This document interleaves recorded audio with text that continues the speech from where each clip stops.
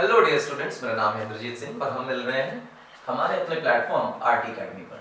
RT academy पर हम कर रहे हैं क्लास 11th और 12th के ईयर लॉन्ग लेक्चर सीरीज, यानी पूरे साल का कोर्स हम कर रहे हैं यहाँ आरटी अकेडमी पर आपके साथ। क्लास 11 चल रहा है, हीट ट्रांसफर के लेक्चर्स चल रहे हैं और आज लेक्चर 2 की बारी है जिसमें हम कवर करेंगे रेडिएशन को। कोशिश करेंगे कि पूरी तरह से रेडिएशन के पार्ट को आज यहीं पर खत्म करें और वन शॉट में निपटा कर चलें। चलिए, रेडिएशन क्या है सबसे पहले समझा जाए कि व्हाट इज रेडिएशन। समझो, रेडिएशन जब शब्द आए तो दिमाग में हमेशा इलेक्ट्रोमैग्नेटिक वेव रेडिएशन आना चाहिए। रेडिएशन शब्द से मतलब ही यही है। हम स्टार्टिंग के लेक्चर्स में इलेक्ट्रोमैग्नेटिक वेव्स के बारे में डिटेल चर्चा कर चुके हैं और हीट ट्रांसफर के फर्स्ट लेक्चर में भी हम लोगों ने इसको ठीक तरह से देखा है। फिलहाल फिर से एक बार इलेक्ट्रोमैग्नेटिक वेव के बारे में आपको जानकारी देते हैं कि है क्या, क्योंकि आज इसका डिटेल स्टडी हमें करना है। इलेक्ट्रोमैग्नेटिक वेव, वेव है ऐसी वेव है जो नॉन मैकेनिकल है। नॉन मैकेनिकल का मतलब चलने के लिए मीडियम की कोई जरूरत नहीं है। और यहां पर हम इसे वेव मॉडल के अकॉर्डिंग ही देखेंगे, पार्टिकल के हिसाब से नहीं देखेंगे। हम लोगों ने केमिस्ट्री में एटॉमिक स्ट्रक्चर में इसे देखा है कि रेडिएशन जो है उसे पार्टिकल की तरह भी सोचा जाएगा और वेव की तरह भी सोचा जाएगा। कुछ साइंटिस्ट हैं, स्टीफन वीन्स, यंग या मैक्सवेल, जो इसे वेव की तरह कंसीडर करते हैं। कुछ साइंटिस्ट हैं, आइंस्टीन है या नील बोर है या श्रोडिंगर है, ये इसे डुअल कैरेक्टर की तरह देखते हैं, मतलब वेव और पार्टिकल दोनों की तरह सोचते हैं। तो नॉन मैकेनिकल वेव है, हम इसे वेव कंसीडर करेंगे इस पार्ट में और इसी थॉट पे चीजें चलेंगी। कोई पार्टिकल नहीं है, नो पार्टिकल ऑसिलेट्स, ये इंपॉर्टेंट है। तो कौन ऑसिलेट करता है ये भी इंपॉर्टेंट है और आपके स्कूल के पेपर में, बोर्ड के पेपर में पूछा जाता है कि कौन ऑसिलेट करता है। तो हम यहाँ पर दो चीजें लिखते हैं बेटा, एक ई फील्ड और दूसरा बी फील्ड। ई फील्ड का मतलब इलेक्ट्रिक फील्ड, बी फील्ड का मतलब मैग्नेटिक फील्ड। मैग्नेटिक फील्ड को एम फील्ड नहीं बी फील्ड लिखा जाता है। मैक्सवेल एक साइंटिस्ट हैं जिन्होंने इसकी पूरी थ्योरी बनाई है ऑन पेपर। उन्होंने अपने थ्योरी में मैग्नेटिक फील्ड की जगह बी फील्ड लिखा है हमेशा इसकी जगह, और वहीं से ये फेमस हो गया है। दो चार साइंटिस्ट हैं जिनको ट्रिब्यूट दिया और ज्यादातर उन 4-5 साइंटिस्ट में सबका नाम बी से स्टार्ट होता है, उनमें से बायट सवर्ड भी। बी फील्ड और ई फील्ड दोनों ऑसिलेट करते हैं इसमें। अच्छा, ये प्रोपगेट भी करते हैं। डिजाइन अगर देखना हो बेटा तो डिजाइन भी देख सकते हो। जैसे कोई ये एक्स एक्सिस है, यहाँ पर कोई एक वाई एक्सिस है, आप इस तरह बना लीजिए और सामने आप बना लीजिए एक्स एक्सिस। ये देखो, ये एक्स है बेटा, ये वाई है और आप इसे जेड एक्सिस बोल सकते हैं। इसके बाद आप इसमें इलेक्ट्रिक फील्ड के ऑसिलेशंस बना लीजिए। इलेक्ट्रिक फील्ड के ऑसिलेशंस के बाद आप इसमें मैग्नेटिक फील्ड के ऑसिलेशंस बना लीजिए। इलेक्ट्रिक फील्ड के ऑसिलेशन के बाद आप चाहें तो इसमें ऑसिलेशन का प्लेन दिखा दीजिए। वाईजेड प्लेन में है इलेक्ट्रिक फील्ड, जो येलो वाला पार्ट बन रहा है। और इसके अलावा आप इधर आइए तो आप देखेंगे जो ये पिंक वाला पार्ट है, दिस इज मैग्नेटिक फील्ड। और ये मैग्नेटिक फील्ड जो है वो एक्स वाई प्लेन में है। तो एक दूसरे के परपेंडिकुलर आपको दिखाई दे भी रहे होंगे। ये रहा आपका बेटा ई नॉट और ये रहा आपका बेटा बी नॉट। बी नॉट का मतलब मैग्नेटिक फील्ड की पीक वैल्यू। ई की तरफ हाथ फैलाकर बी की तरफ मोड़ेंगे, बेसिकली क्रॉस प्रोडक्ट करेंगे। तो क्रॉस प्रोडक्ट करेंगे तो जिस तरफ थंब आएगा वो वेव का प्रोपगेशन वेक्टर होगा, यानी electromagnetic wave, so called radiation, उसी डायरेक्शन में प्रोपगेट करेगा। अच्छा, एक बात तो क्लियर हुई कि ये चलता कैसे, कौन ऑसिलेट करता है, सारी बातें हो गई। ये भी बताना जरूरी है कि E field and B field are always in same phase, हमेशा सेम फेज में होते हैं। बहुत जरूरी है। सेम फेज होने का क्या मतलब है वेव में समझना, कि अपनी पीक वैल्यू और अपनी पीक वैल्यू पे सेम टाइम पे पहुंचेंगे, जीरो पर सेम टाइम पे पहुंचेंगे, नेगेटिव पीक और नेगेटिव पीक पर सेम टाइम पे पहुंचेंगे। इसे कहते हैं सेम फेज में होना। ये सारी प्रॉपर्टीज हैं, बहुत जरूरी है। अच्छा, इस वेव के चलने की स्पीड क्या है, तो v सब जानते हैं कि c के बराबर है और c का मतलब है 3 × 10⁸ मीटर्स पर सेकेंड। हालांकि एग्जैक्टली इतनी नहीं होती, 3 से थोड़ी कम होती। अच्छा, इसके अलावा और क्या कर सकते हैं समझे। E क्रॉस बी जो वेक्टर बनेगा वो वेव प्रोपगेशन वेक्टर की डायरेक्शन में होगा। ये इंपॉर्टेंट, वेव जिस तरफ ट्रेवल करने वाली है उस डायरेक्शन में ई क्रॉस बी आएगा। हम इसे वेक्टर ही बना लें, वैसे तो यूनिट वेक्टर लिखना चाहिए था।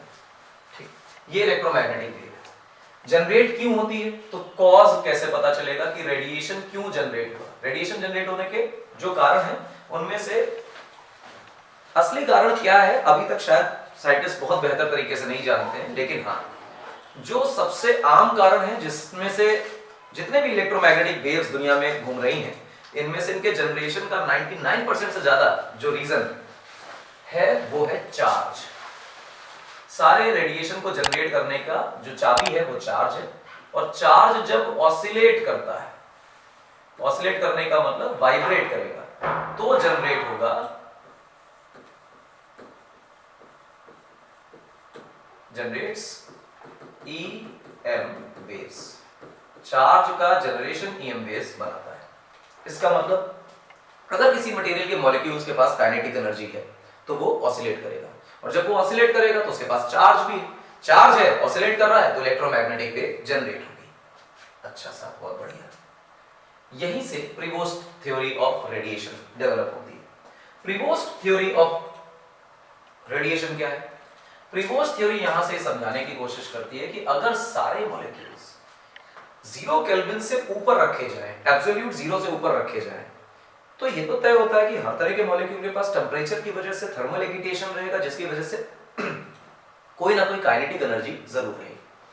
और जो काइनेटिक एनर्जी किसी गैस मॉलिक्यूल के पास, किसी मटेरियल के, सॉलिड लिक्विड गैस एनीथिंग, किसी भी मटेरियल के पास है, वो मॉलिक्यूल ऑसिलेट करेगा, हिले डुलेगा, ट्रांसलेट करेगा, एक्सेलरेट करेगा। अगर वो एक्सेलरेट कर रहा है तो इलेक्ट्रोमैग्नेटिक वेव जनरेट होगी। तो हम लिखेंगे एनी मटेरियल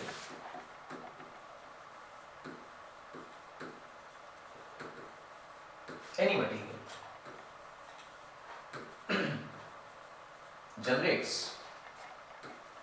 EMW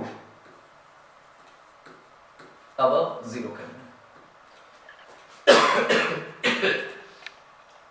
सॉरी, कोई मटेरियल जो 0 केल्विन से ऊपर के टेम्परेचर पर है वो EM वेव जरूर रेडिएट करेगा, जरूर रेडिएट करेगा, मतलब कुछ हिस्सा रेडिएट कर रहा है।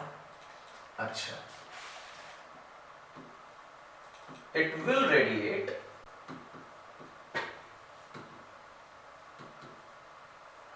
every possible frequency, possible finite frequency, हर फ्रीक्वेंसी का रेडिएशन होगा जरूर। पर एक प्रॉब्लम की बात है, हर पॉसिबल फ्रीक्वेंसी का रेडिएशन होगा तो क्या इंफ्रारेड भी निकलेगी और गामा रेज भी निकलेंगी? हाँ ऐसा है, लेकिन कौन सी वेवलेंथ का रेडिएशन सबसे ज्यादा हो रहा है ये उसके टेम्परेचर पे डिपेंड करेगा। हम आखिर में पढ़ेंगे Wien's displacement law.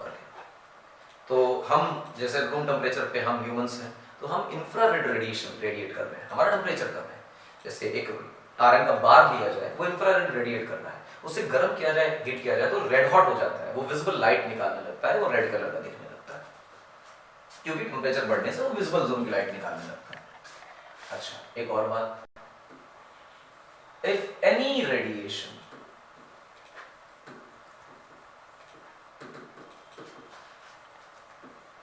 radiation falls on a body, it will absorb some part of it। some part of it का मतलब थोड़ा हिस्सा एब्जॉर्ब जरूर करेगा। हो सकता है थोड़ा हिस्सा एब्जॉर्ब करे, हो सकता है पूरी तरह एब्जॉर्ब कर ले, हो सकता है बिल्कुल भी एब्जॉर्ब ना करे, लेकिन इन रियलिटी वो थोड़ा हिस्सा एब्जॉर्ब जरूर करता है। ठीक है भाई, दिस एब्जॉर्प्शन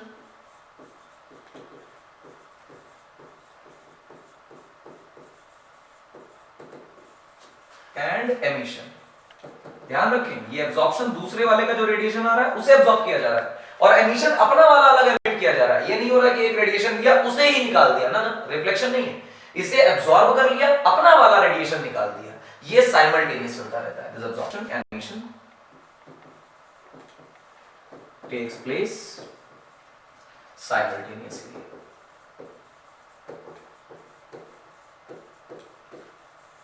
ये जो एब्जॉर्प्शन है ये हमेशा एक साथ चलता रहता है। अब मान लेते हैं कि हमारे पास बॉडी है और ये है इनकी सराउंडिंग्स। सराउंडिंग्स का टेम्परेचर T1 है, बॉडी का टेम्परेचर T2। हम मान लेते हैं कि T1 बड़ा है T2 से, यानी सराउंडिंग गर्म है। सराउंडिंग गर्म है का मतलब ये है कि जितना रेडिएशन, एनर्जी बोल देते हैं हम, एब्जॉर्ब किया जा रहा है वो ज्यादा है एनर्जी रेडिएटेड की, क्योंकि सराउंडिंग गर्म है, हम ठंडे हैं, तो कॉमन सेंस से हम हीट एब्जॉर्ब करेंगे। इसका मतलब नहीं हम सिर्फ एब्जॉर्ब करेंगे, हम रेडिएट भी कर रहे हैं, एब्जॉर्ब भी कर रहे हैं। क्योंकि हम ठंडे हैं, सराउंडिंग गर्म है, तो हम ज्यादा एब्जॉर्ब करेंगे, कम एमिट करेंगे, ताकि कुछ नेट हीट हमारे अंदर बची रहे। और जितनी हमारे अंदर हीट एब्जॉर्ब होती जाएगी, नेट हीट, उसकी वजह से हमारा टेम्परेचर बढ़ता रहेगा। लेकिन अगर ऐसा हो जाए कि T1 कम हो जाए, T2 ज्यादा हो जाए, बॉडी की हीट ज्यादा है, बॉडी का टेम्परेचर ज्यादा है, सराउंडिंग का टेम्परेचर कम है, तो एब्जॉर्प्शन वाली हीट कम हो जाएगी और रेडिएशन वाली हीट ज्यादा हो जाएगी। मतलब अगर हमारी बॉडी का टेम्परेचर ज्यादा, सराउंडिंग का कम है, तो हम जो रेडिएट कर रहे हैं वो ज्यादा होगा और जो एब्जॉर्ब कर रहे हैं वो कम होगा, तो नेट हीट का लॉस होने लगेगा, हमारा टेम्परेचर कम होने लगेगा और वो वाला लॉ की हायर से लोअर की तरफ हीट जाती है वो वैलिड रहेगा। रिवर्स थ्योरी के 3-4 पॉइंट्स हैं, बहुत बड़ी थ्योरी है, ज्यादा नहीं करना है, 4-5 जो क्रक्स बातें हैं वो हमेशा याद रखनी है। साइमल्टेनियस चलता रहेगा और हमेशा ये काम रहेगा। अच्छी बात। एक चीज है ब्लैक बॉडी, जिसको किताबें ब्लैक बॉडी ना लिखकर लिख देती हैं ideal black body. Ideal black body का क्या मतलब है? इससे बोला जाता है perfect black body. Ideal black body बोल लो, परफेक्ट ब्लैक बॉडी बोल लो, शब्द अलग है, भावना एक ही। इसकी सुंदर सिंपल डेफिनेशन है, body that absorbs all the radiation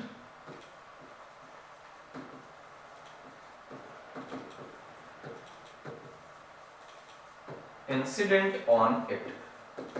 जितना रेडिएशन किसी बॉडी के ऊपर गिरे, अगर उस सारे के सारे रेडिएशन को हमारी बॉडी एब्जॉर्ब कर ले, तो हम कहने लग जाएंगे कि ये आइडियल ब्लैक बॉडी है। इसका ये मतलब नहीं है कि वो रेडिएट नहीं कर रही है, इसका ये मतलब है कि जो रेडिएशन आ रहा है उसके कुछ हिस्से को रिफ्लेक्ट नहीं कर रही है, ट्रांसमिट नहीं होने दे रही है। तो जो हिस्सा मेरे ऊपर गिरेगा, अगर उस 100% हिस्से को मैं एब्जॉर्ब कर लूं और कुछ भी ट्रांसमिट ना होने दूं और कुछ भी रिफ्लेक्ट ना करूं, तो मैं कहलाऊंगा परफेक्ट ब्लैक बॉडी। हाँ, साइमल्टेनियसली मेरे अपने टेम्परेचर की वजह से मैं अपना कोई ना कोई रेडिएशन लगातार निकालता रहूंगा। एमिट करना अलग बात है, I will not reflect it. अच्छा, ये आइडियल ब्लैक बॉडी है। हाँ, पर ऐसी कोई बॉडी दुनिया में नहीं होती, नॉट प्रैक्टिकल। ये प्रैक्टिकल काम नहीं है। जब प्रैक्टिकल काम नहीं है तो फिर इसका क्या लॉजिक है? लॉजिक कुछ नहीं, थ्योरी इस पे बनाते हैं। एक चीज होती है, इसको बोलते हैं Ferry's black body. What is Ferry's black body? समझे। फेरी साहब एक आदमी है जो इस तरह का एक मेटल का एनक्लोजर बनाते हैं और यहां पे एक नोजल बना देते हैं। यहां पे इस तरह का कुछ रिफ्लेक्टर लगा देते हैं। नोजल बहुत पतला है, आप इसे समझ कर चलें। अंदर आप जरूरी नहीं है कि कोई एब्जॉर्बिंग मटेरियल रखें, आप इसमें रिफ्लेक्टर रख सकते हैं।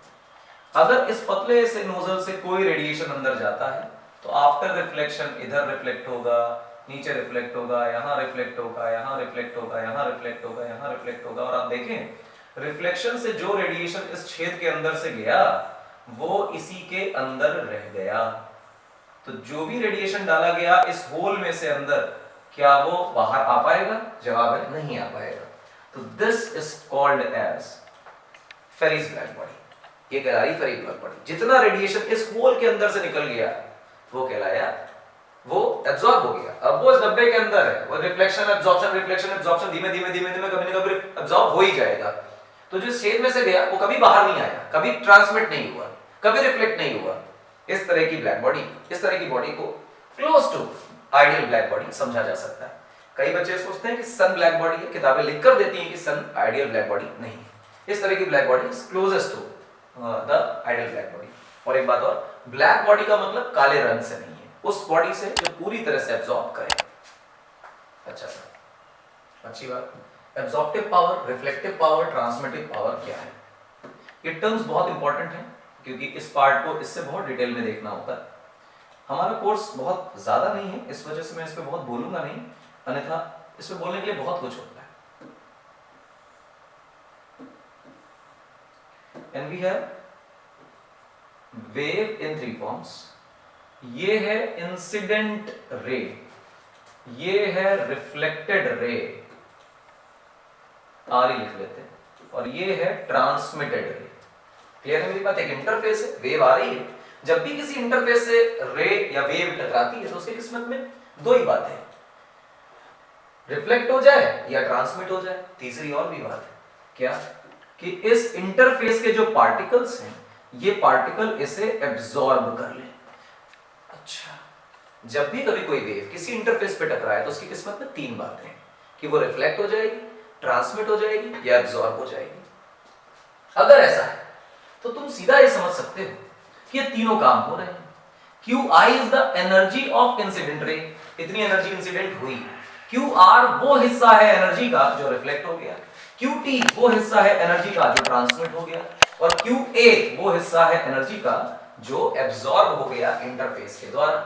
तो आपको पता चला कि जो इंसिडेंट एनर्जी है वो actually Q absorb plus Q reflected plus Q transmitted में टूट गई। तो इन तीनों तरह की एनर्जी को जोड़ देंगे तो वो टोटल इंसिडेंट एनर्जी बन जाएगी। ठीक है, ये जो चीज लिखी है एब्जॉर्प्टिव पावर, ये क्या है? एब्जॉर्प्टिव पावर को हम स्मॉल a से डिनोट करते हैं और इसका मतलब होता है कितनी एनर्जी एब्जॉर्ब हुई डिवाइडेड बाय कितनी एनर्जी इंसिडेंट हुई। ये बहुत इंपॉर्टेंट है, एब्जॉर्ब अपॉन इंसिडेंट। मान लो कि 10 जूल एनर्जी आई और 5 जूल एब्जॉर्ब हो गई, तो आपको पता चला ये रेशियो 1/2 है। इसका मतलब 50% of the energy is being absorbed. इसका मतलब ये है कि जो रेशियो है, अगर इस रेशियो में 100% का मल्टीप्लाई करेंगे तो what fraction of energy is absorbed वो निकल आएगा। इसी प्रकार से रिफ्लेक्टिव पावर को स्मॉल r से हम रिप्रेजेंट करेंगे और इसका मतलब होगा Q reflected divided by Q incident. I hope इसको दोबारा समझाने की जरूरत नहीं है कि रिफ्लेक्टेड और इंसिडेंट का रेशियो कितना परसेंट एनर्जी एब्जॉर्ब होगी। तो T बोलने की तो कोई खास बात ही नहीं बची, क्योंकि QT अपॉन Q इंसिडेंट ये हमारा फॉर्मूला बन जाएगा।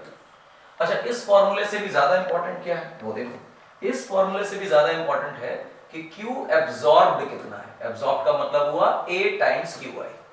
अगर किसी मटेरियल के बारे में ये बता दिया जाए कि उसकी एब्जॉर्प्टिव पावर कितनी है, तो इंसिडेंट एनर्जी में A का मल्टीप्लाई करो तो वो एनर्जी आ जाएगी जितने को तुमने एब्जॉर्ब कर लिया। इसी तरह से रिफ्लेक्टेड पावर, रिफ्लेक्टेड एनर्जी कितनी है, तो reflective power into incident energy. इसी तरह से तुमसे कहा जाए कि ट्रांसमिटिव पावर क्या है, तो T इनटू QI। ये कोई दिक्कत वाली बात? जवाब है नहीं। बहुत ही अच्छा। यार एक काम करो जरा, A को, R को और T को जोड़कर देखो। A, R और T को जोड़ तो क्या जोड़ोगे देखना, QA upon QI plus QR upon QI plus QT upon QI। अब बच्चा इन सबको एलसीएम ले लो, तो ऊपर बचा QA plus QR plus QT। अरे ART का सम तो QI के बराबर है और नीचे भी तो QI, तो ये तो कट गया और आंसर आया 1, यानी कि A plus R plus T ये बराबर कितना हुआ बच्चा, 1। आई होप इसमें कोई प्रॉब्लम किसी को भी नहीं रही होगी। तो ये एक बहुत ही इंपॉर्टेंट सा आपके लिए थ्योरम बन गया है जो आपको अपने स्कूल एग्जाम्स के हिसाब से याद रखना है कि A, R और T का सम जो है वो 1 होता है और ये डेरिवेशन के तौर पे पूछा जाता है। एक्चुअली डेरिवेशन से ज्यादा डेफिनेशन है कि हमें पता होना चाहिए कि A क्या है, R क्या है, T क्या है। अगर इनके डेफिनेशन हम जानते हैं तो हम सब जानते हैं। आगे बढ़िए बेटा, एमिसिव पावर क्या होता है? एमिसिव पावर ये पार्ट जो है वो डिटेल डिस्कशन का नहीं है, ये पार्ट डेफिनेशन वाइज है। मान लीजिए कि आपके पास कोई एक बॉडी है, 3D स्ट्रक्चर मान लेते हैं, और इस बॉडी का कोई ना कोई सरफेस एरिया है और वो सरफेस एरिया जो कि एक्सपोज्ड है। एक्सपोज्ड का मतलब जो एटमॉस्फेयर में बाहर के सराउंडिंग्स के लिए एक्सपोज्ड है, कि अगर इससे कोई रेडिएशन निकलेगा तो वो सराउंडिंग में जा पाएगा। अच्छा, ये और ये लगातार क्या कर रही है सरफेस, कुछ ना कुछ रेडिएशन निकाल रही है, कुछ ना कुछ रेडिएशन निकाल रही है, कुछ ना कुछ रेडिएशन निकाल रही है। तो एमिसिव पावर कैसे डिफाइन है? एमिसिव पावर डिफाइन है एनर्जी ट्रांसमिटेड, ट्रांसमिटेड से ज्यादा इसमें ट्रांसमिट तो नहीं बोलना चाहिए, ये कहना चाहिए एनर्जी एमिटेड। एमिटेड का मतलब वो एनर्जी जो ये खुद रेडिएट कर रही है पर यूनिट टाइम, पर यूनिट एरिया। क्लियर है मेरी बात? कितनी एनर्जी पर यूनिट टाइम, पर यूनिट एरिया रेडिएट की गई, वो कहलाती है एमिसिव पावर। यानी हम लिख सकते हैं एनर्जी रेडिएटेड पर यूनिट टाइम, पर यूनिट एरिया। यूनिट बनाओगे तो जूल पर सेकेंड इंटू मीटर स्क्वायर बनाओगे, और जूल पर सेकेंड तो वॉट होता है, तो तुम इसे वॉट पर मीटर स्क्वायर बना दो। अरे ये तो इंटेंसिटी टाइप की चीज हो गई। जवाब है हाँ, ये इंटेंसिटी ही है और कुछ नहीं। कितनी इंटेंसिटी लगातार निकाली जा रही है। अच्छा, एमिसिविटी क्या होता है समझाता हूं। देखो बिल्कुल सिंपल सी चीज बताता हूं। मान लीजिए कि थर्मल इक्विलिब्रियम टाइप की चीज है, एक बॉडी है और एक ये बॉडी है, ठीक। ये है नॉर्मल बॉडी। नॉर्मल बॉडी का मतलब जो आइडियल नहीं, प्रैक्टिकल बॉडीज है, जो परफेक्ट ब्लैक बॉडी नहीं। और ये कौन सी बॉडी है बेटा? ये है बच्चा perfect black body. Perfect black body identical हम कह सकते हैं इन शेप और साइज में भी। शेप एंड साइज में इन्हें आइडेंटिकल रखा गया है। इसका टेम्परेचर भी T, इसका टेम्परेचर भी T, सराउंडिंग का टेम्परेचर T नॉट, सराउंडिंग का टेम्परेचर T नॉट। और हमने देखा कि हमारी नॉर्मल बॉडी कितना रेडिएट कर रही है चारों दिशाओं में per unit area, per unit time, यानी emissive power of normal body हमने कैलकुलेट कर लिया। यहां पर देखा ये एमिसिव पावर ब्लैक बॉडी की, नॉर्मल बॉडी और ब्लैक बॉडी की एमिसिव पावर लिख ली। अब समझना कि अगर इक्विलिब्रियम आ गया है कि हमारे सराउंडिंग का जो टेम्परेचर है वो T नॉट न होकर T के बराबर है, तो ये क्लियर हो गया कि कुछ ना कुछ तो ऐसा होगा कि रेडिएशन इस पर आ रहा होगा और कुछ रेडिएशन ये भी निकाल रही होगी, क्योंकि टेम्परेचर बराबर हो चुके हैं। तो जितना इस बॉडी को एब्जॉर्ब करना है, अब इक्विलिब्रियम आ गया है तो उतना ही रेडिएट भी करना है। इसी तरह इसे भी जितना एब्जॉर्ब करना उतना ही रेडिएट करना है।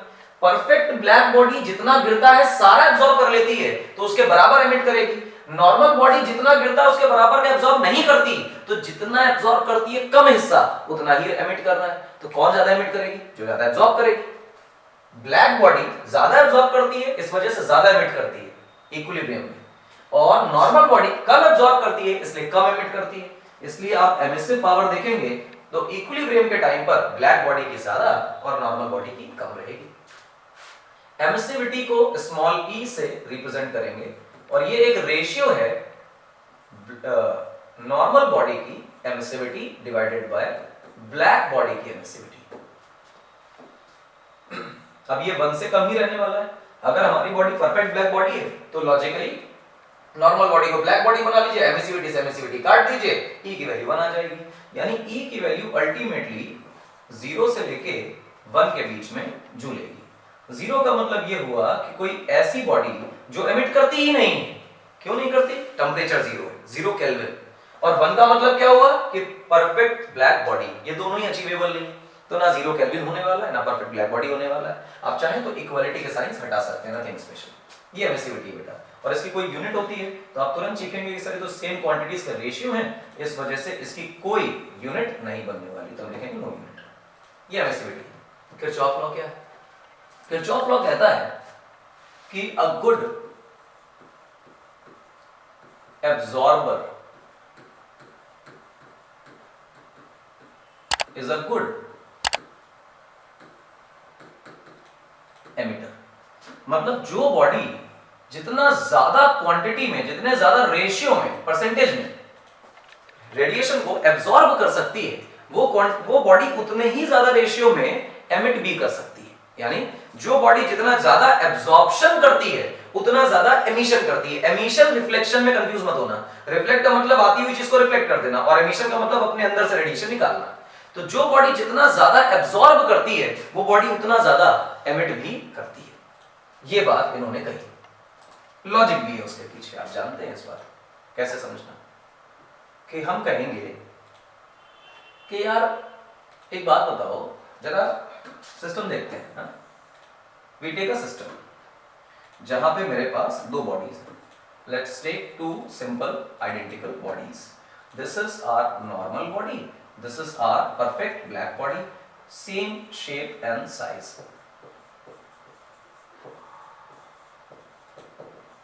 ये सेम शेप और साइज के, इनका टेम्परेचर T, इनका टेम्परेचर T, सराउंडिंग का भी टेम्परेचर T, तो इक्विलिब्रियम हो गया कि नहीं हो गया? जवाब है हो गया। तो इसका मतलब क्या है समझना, emissive power of normal body क्या होगी? तो हम कहेंगे Q radiated divided by area into time.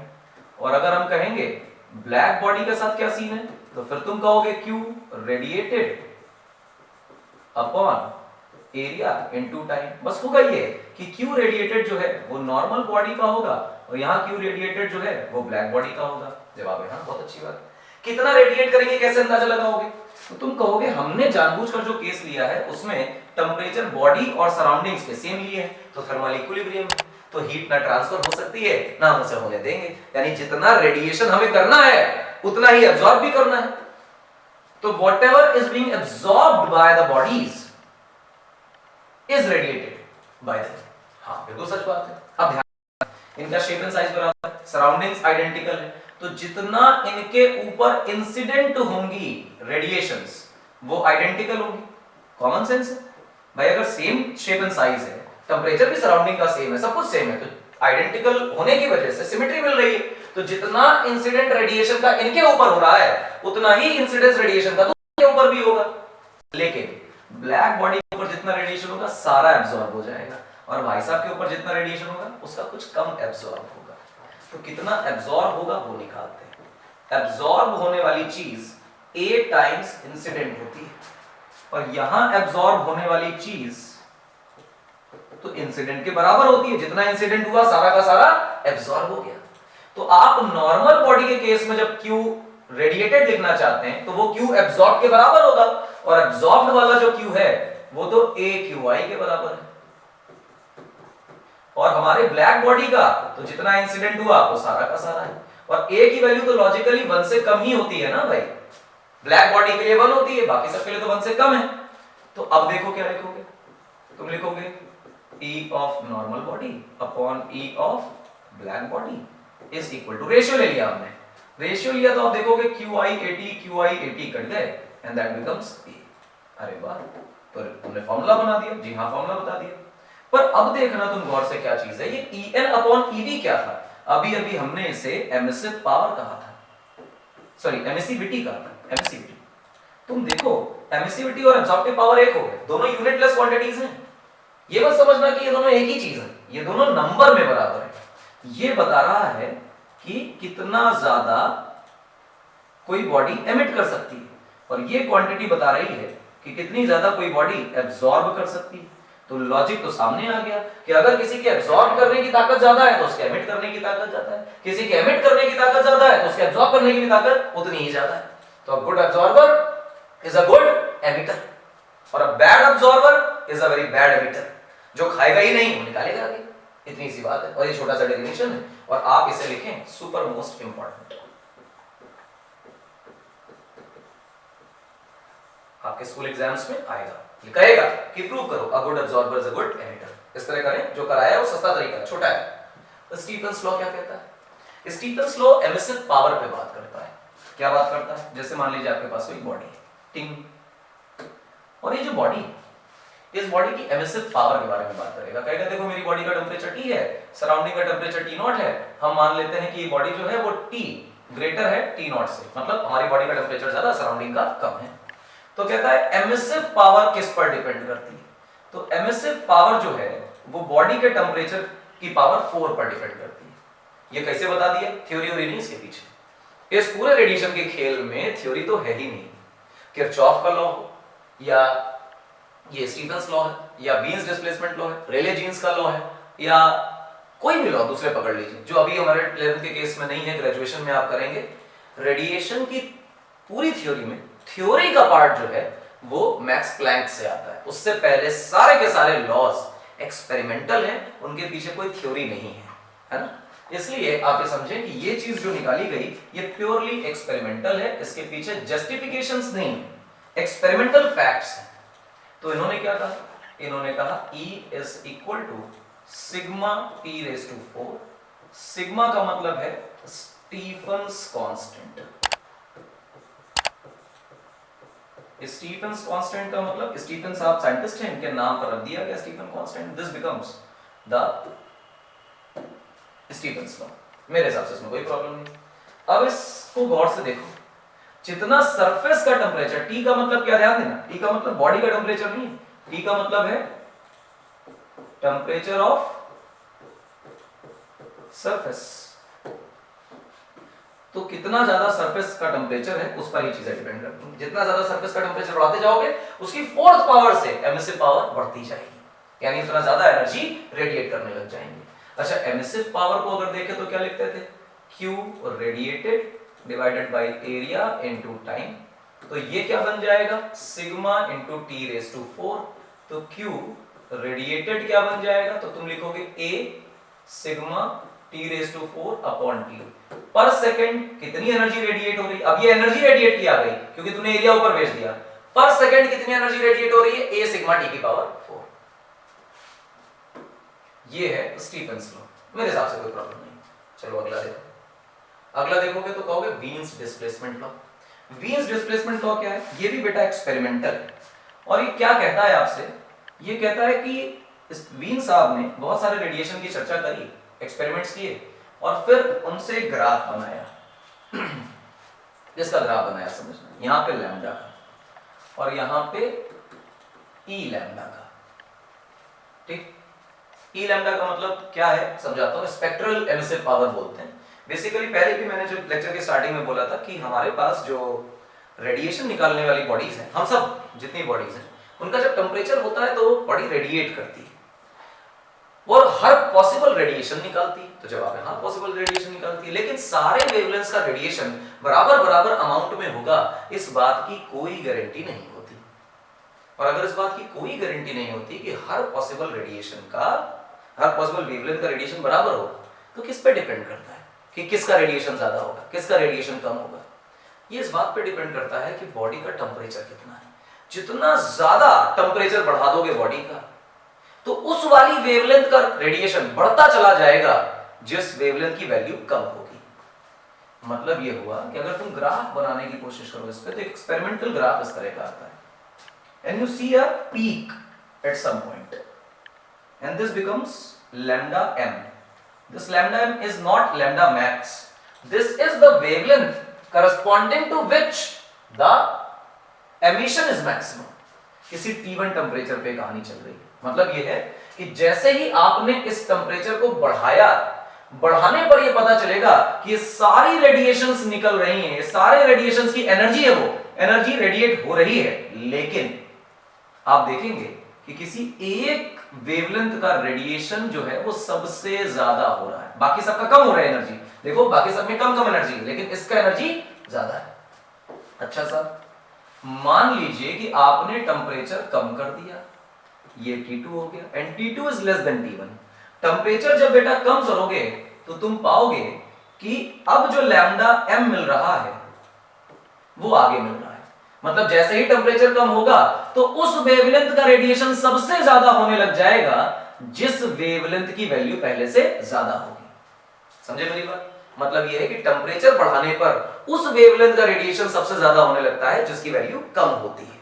अच्छा, मतलब टेम्परेचर बढ़ाते जाएंगे, ये मैक्सिमम रेडिएशन वाला जो लैम्डा है वो घटता चला जाएगा, हाँ पीछे चलता चला जाएगा। इसमें वीन साहब इसके बहुत सारे ग्राफ बनाते हैं और एक फॉर्मूला निकालते हैं कि lambda m into T equal to constant. मतलब ये ऐसा नहीं कि किसी भी थॉट से चला जा रहा है, इसके पीछे भी एक लॉ है कि कितना टेम्परेचर बढ़ाया है कि वो पीछे जा रहा है। जैसे कहते हैं कि लैम्डा m जो है ना, किसका रेडिएशन सबसे ज्यादा है, वो इनवर्सली प्रोपोर्शनल टेम्परेचर के। टेम्परेचर बढ़ाओगे तो मैक्सिमम रेडिएशन वाला लैम्डा पीछे खिसकता जाएगा, तो लैम्डा m इनटू टी बराबर कांस्टेंट। ये इन्होंने लॉ निकाल दिया कि टेम्परेचर तुमने डबल कर दिया तो लैम्डा m कितना हो जाएगा, टेम्परेचर तुमने ट्रिपल कर दिया तो लैम्डा m कितना हो जाएगा, तुम्हें पता चल जाएगा। और इन्होंने कहा कि lambda m into T is not just a constant, it is a b and this b is called as Wien's constant. अब आपके लिए टारगेट ये है कि वीन्स कांस्टेंट की वैल्यू क्या होती है ये आप फाइंड करें। हालांकि बताई जा सकती है, स्टैटिक वैल्यू है 2 पॉइंट समथिंग है, आप ढूंढिए और खुद से पता करिए कि b की वैल्यू क्या है। बुक का ही सहारा लीजिए, वेदर किताब पढ़ने को मिलेगी। बस इतना सा ये वीन डिस्प्लेसमेंट है और जितना भी बोला गया है ये सारा रेडिएशन खत्म है। आपके पेपर में जितना आएगा वो बस इसी से आएगा, इसके अलावा किसी और चीज से नहीं आएगा। स्कूल एग्जाम्स में इसके अलावा कुछ भी पूछा नहीं जाता। खेल खत्म, पैसा जम, आज का लेक्चर खत्म। मिलेंगे अगले लेक्चर में, till then thank you. Follow करते रहिए, फॉलो करने से बड़े फायदे हैं, आपको कॉन्सेप्ट मिलते रहेंगे और ये पता चलता रहेगा कि स्कूल एग्जाम्स में आपसे क्या पूछा जाता है, कैसे सवाल आते हैं, कौन सी डेरिवेशंस आती हैं, कौन से टॉपिक इंपॉर्टेंट है और उनको किस तरह रिप्रेजेंट करना है आपके स्कूल एग्जाम्स में। तो आरटी अकेडमी पे हम लगातार ये काम कर रहे हैं। आरटी अकेडमी को फॉलो करिए, शेयर करिए, सब्सक्राइब करिए। मिलेंगे अगले लेक्चर में, हम करेंगे वेव्स।